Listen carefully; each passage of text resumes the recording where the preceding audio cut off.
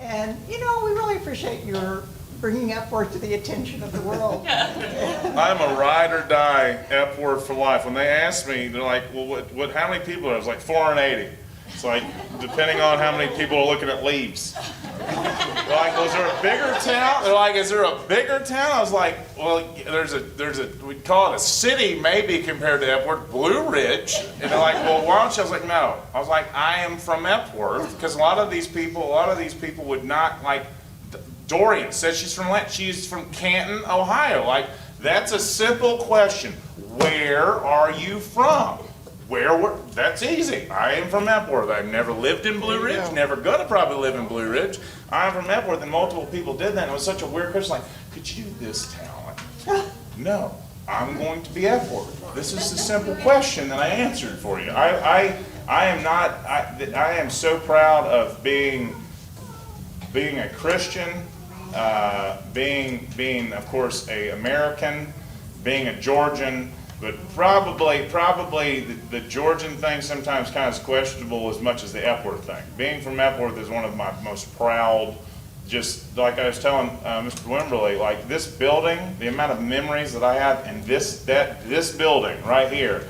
I mean, getting tied up when I was 4 by Bubba Sharp and my brother and missed the T-ball game because I was tied up to a telephone pole, literally right over there, missed the game. Like, where's Noah? He's literally tied up like a dadgum Comanche on a pole. I remember playing tug of war out here at elementary school, being a huge kid, being able to be rock and roll at that. Bubba was way bigger still, though.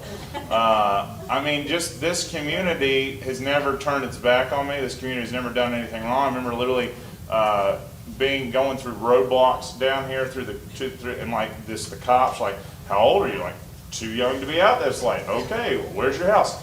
3/4 of a mile up this road. Bye. Okay, here we go. Like, just the community is just. I lived in Atlanta for 2 years, and I was right between Grady and Atlanta Memorial. One of the best views, if not the best view of Atlanta. I overlook the Walking Dead bridge. The bridge that has the I'm literally looking over that 7th floor. I can see Stone Mountain. Incredible.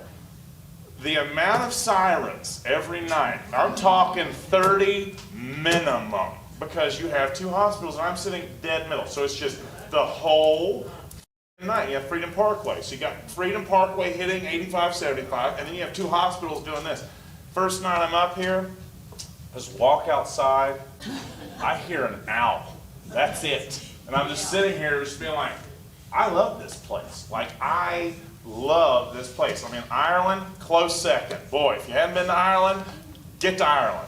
Game changer. But Epworth blows Ireland's doors off, because I've never felt home except from Epworth. I've lived all over the state. Athens is my second home. I would claim Athens is my second home over Blue Ridge. But Epworth is just such a special place. I like that the greed has not been here. That people hold to their guns and show true grit, don't sell out, like when they're trying to put the 4-lane through here and stuff. And he stepped in and was like, that's not going to happen. Like, literally multiple times. I love, and it's this, you go to Blue Ridge and it's just this ever-changing, we're just tourists, great, grand, good. But this town is just like sitting on its back porch and its rock and being like, whatever, if you want to come here, grand, awesome. If you're from here, good, grand. It's not, let's just try to remake ourselves into something that we're not. We are a small, loving, caring community that will welcome anybody in, but you better not try to change anything. You can't change things, and that's oddly on a warpath. Now, I'm old enough now, got enough resources, like I can promise you, like, Epworth's not going to change a lot. I literally like Red Dawn their bulldozers. Like, it is not happening. Like Epworth, it's just, there's no place like Epworth. I mean, the mountains just, incredible. Okay. We're over time.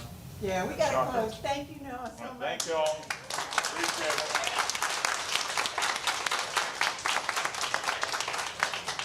One more thing. You have your 2. Yes. Sorry. All right, I'll tell them.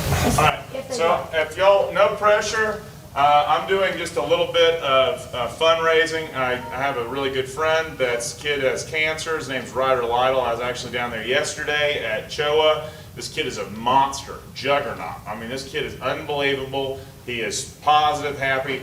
They're trying to raise money on their GoFundMe, and of course I'm taking donations. Then, of course, the Bahama Relief, which I sent a $5,000 check the other day down to help one of the people rebuild one of their stations. So that was from the dinner that was sold with me and Jamie. So straight $5,000 cash straight down there. So we're moving a lot of funds down there. Like I said, I'm still not making anything because, like I said, it's going to hit. Everything's going to hit, and then of course Epworth prospers. You know, I promise you that when I do become a billionaire, I promise you the amount of resources that I dump into this place. But I promise, like I said, I will never, ever turn my back on here. And like I said, the Bahamas thing, all my resources are going to that right now. But as soon as we get all that sorted out, I'm hammering in Epworth. Like I'm not taking the talent to South Beach and pull LeBron. Like I'm a home. I want to stay here. I want to be able to do a lot of things for the community. And I appreciate y'all's support.